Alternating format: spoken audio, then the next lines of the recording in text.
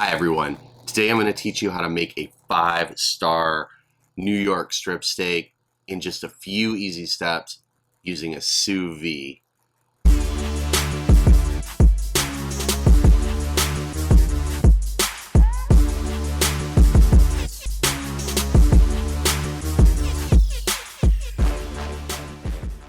All right, so first and foremost, let's talk about what's actually happening when we sous vide a steak as opposed to grill it or cook it on a cast iron or put it in the oven.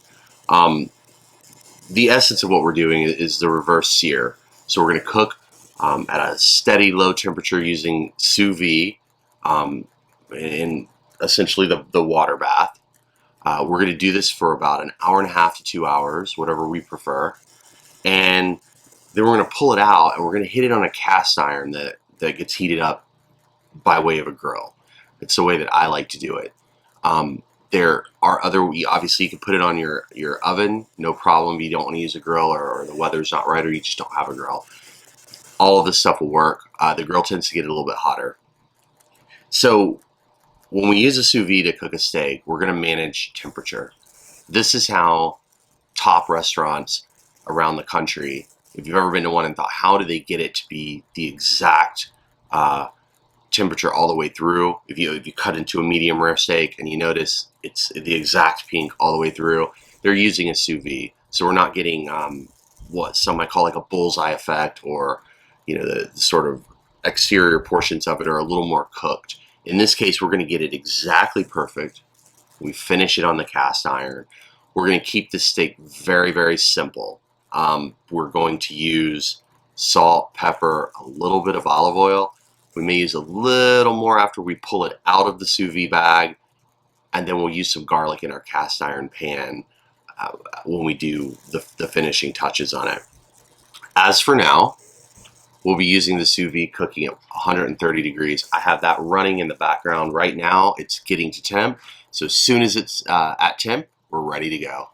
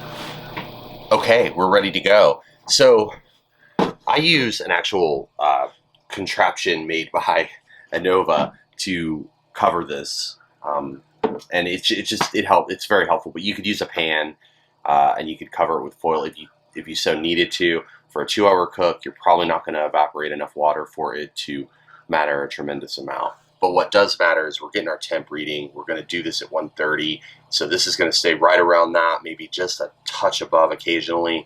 The Innova is a very powerful sous vide. It's about 49 degrees out here. So we're going to run that, and it'll probably be 45 degrees by the end of this cook. So I did keep it covered while I heated it up, and it took about 20 minutes. Not bad at all. So you kind of have to allot for that time. And we're going to drop this steak in. It's vacuum sealed, so we should get a sink. We do. If your meat doesn't sink, you really need to check the bag and make sure that it did fully seal. That felt solid. It was fairly obvious that it did seal. But if your steak is floating, check it and make sure. If it's sealed and it's still floating a little bit, you're going to need to put something on it, a plate, a bowl, a fork, whatever you can find to get it to go down. But you should not have any problem with a 1.5 pound size steak. We are going to cover this. Here. We're going to get our cover on. Latch on, we're going to pop that down and seal it. Sounds about we got a little truck drive by. Part of being outside. Okay, so now we're good. Since we're at temp, we know we want to do about 1.5 hours to 2 hours. Just a little note on this stuff: if you try to go beyond 4 hours, you can't overcook. You won't overcook the steak. The steak's going to be medium rare. That's going to happen. We know that's going to happen. The texture will start to change after about 4 hours, maybe even a little bit after 2. It'll become more flimsy and a lot more tender. If you cook this thing for 10 hours, you can probably cut it with a fork. Not my style, not my favorite way to eat it. So we're going to keep it at about 2 hours and then pull it after that. All right, so we're back, and it's time to figure out exactly what we have here.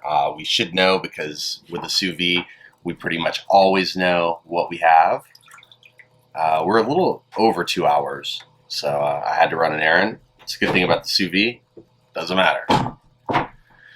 So we're going to pull it out, and we already noticed we have, a little bit of a gray color there. We're going to take care of that when we get it on the cast iron. And in mentioning that, let's take a walk over here. You'll notice that we have this running, and inside of here we have our cast iron heating up. About 10 minutes is what you want for that. So, and then it'll get real nice and hot. You don't want to put it on there with the top open on the grill, because then it won't get as hot as you would like. So, let's see what we got. Cutting into it. We're already smelling the rosemary. Pull it out. Okay, so it looks great. What we want to do right away is pull out this rosemary. Nobody wants to eat the stems like that anyways. We're going to keep it. I put it in here with some garlic. So that's going to go into the cast iron with it. Now, it went a little over 2 hours. You can kind of see the texture is soft. It's what we expected. We also expect the temperature to be perfect inside of here. Our next move, we're going to pat it dry. We want to get that fluid off. If we don't get that fluid off, we'll struggle a little bit over there on the cast iron. That cast iron's so hot it probably wouldn't matter as much, but that's definitely what we want to do. Kind of dry this entire area off, dry our hands off, and we will start our process of moving over to the grill, and we're going to finish this, and then we're going to cut into it and see how it looks.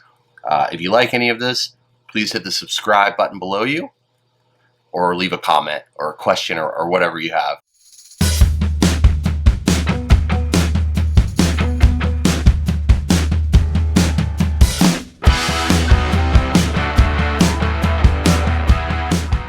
All right, let's have a look at our finished product.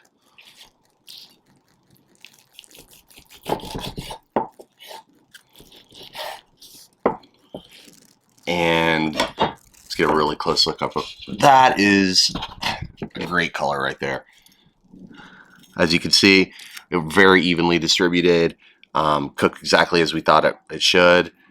It's going to be extremely good. We could have seared it a little bit longer if we wanted to. That's really subjective and up to you. But otherwise, this is a great cut.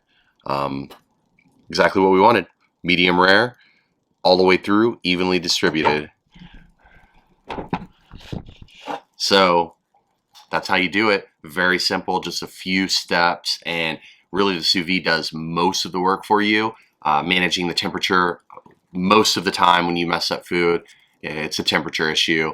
Ovens and grills and things like that and especially smokers, are very difficult to manage. The sous vide is going to get you precision on your temperature, and that is how we got that result. See you next time.